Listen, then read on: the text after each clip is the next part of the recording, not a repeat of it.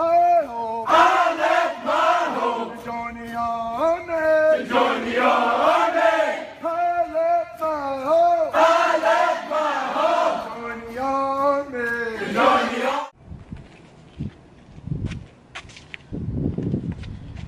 Hello, I am Chastia Turntine, and today I will be covering information from the findings of my research project about the Battle of Bunker Hill.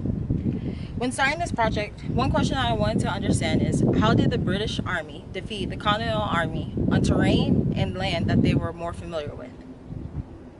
The Battle of Bunker Hill happened just 3 days after the Continental Army was established. On June 17, 1775, Colonel William Prescott and the forces of British General Howe engaged in a two-hour battle in efforts to secure claims on the area and colony around Boston and Boston itself. The Battle of Bunker Hill was a battle defeat for the Patriot cause, but a bold statement to the British, meaning at any means necessary we will defend what's ours. Within this presentation, I will discuss the 3 assaults that contribute to the victory of the British.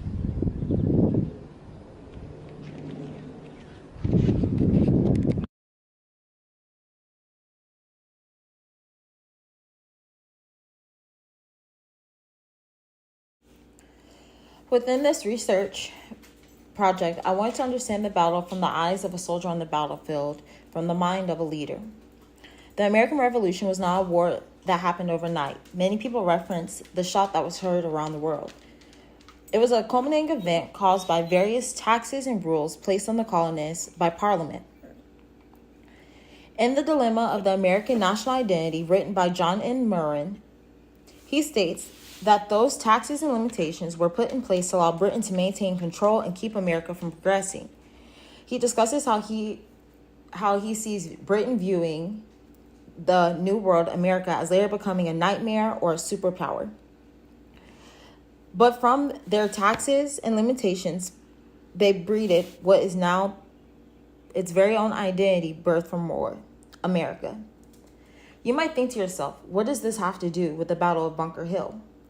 In order for a leader to truly lead their soldiers on the battlefield, they must provide them with purpose, direction, motivation. For Colonel Prescott, this meant many things. This meant how he was going to be able to keep his soldiers disciplined and ready to die for a cause. He had to have this purpose in mind so that he could lead the men on the battlefield to execute battle drills that would lead to one nation under God. He had to know what they were fighting for. He had to be able to provide them with purpose, direction, and motivation. Prior to occupying Bunker Hill, Breed's Hill, and other hills within that area, someone had to deem that location to be strategic or key terrain for military operations. An account of the Battle of Bunker Hill by David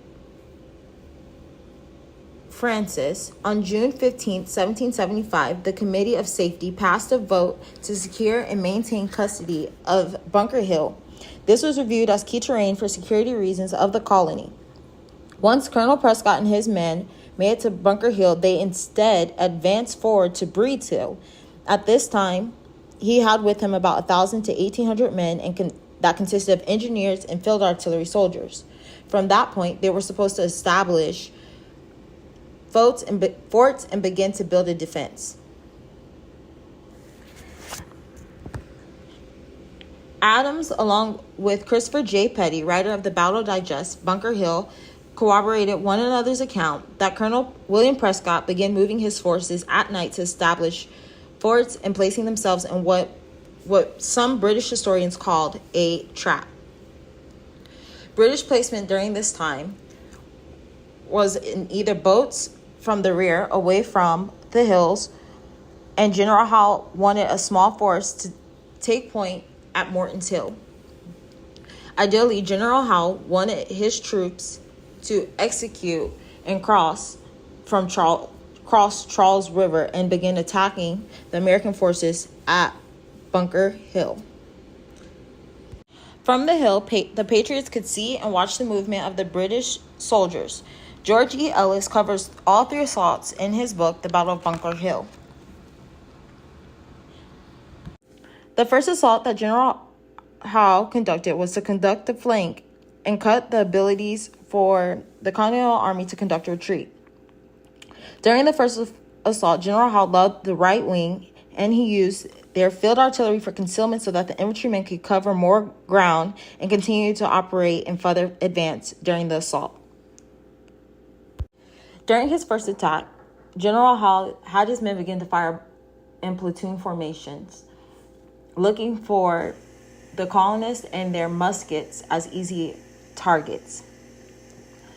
Following that, once he realized and was able to meet with General Pickett, he saw that there were quite a few losses down at the beach of Pickett's men that he had lost.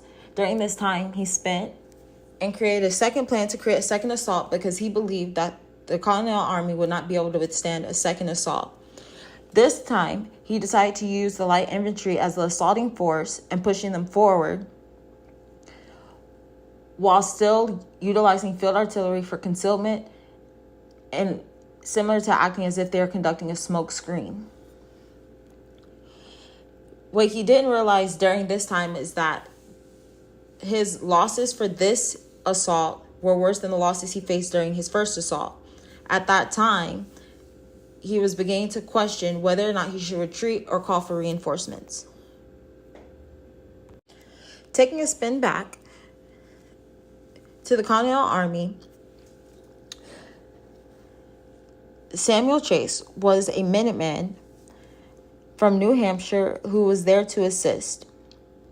He recalls hearing the cannons go off during the second assault. A Minuteman during this time is a citizen who joined a colonial militia and pledged to be ready to arm and fight within a minute's notice. He's being led into battle by Colonel Stark from New Hampshire.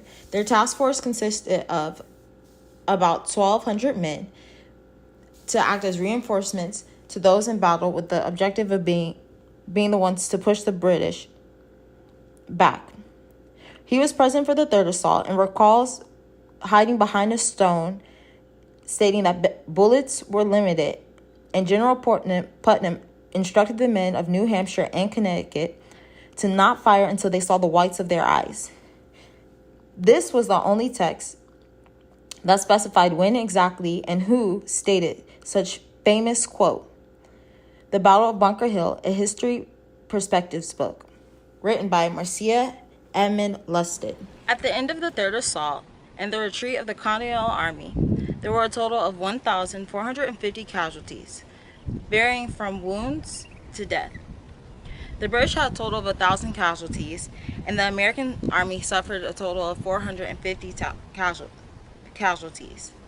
These numbers varied between different historians, but not to exceed 1,700 casualties as an overall average. Some historians factored in the fact that soldiers who were wounded would later die within days of the battle. It can be inferred that the third assault was only successful because the British was able to push in additional 1,500 soldiers, give or take, as reinforcements to aid and cover down for the lives lost during the first and the second assault. Though lives were lost for the Patriots, the Continental soldiers still standing rejoiced in the Lord and gave thanks for him teaching them their hands of the war and their fingers to fight.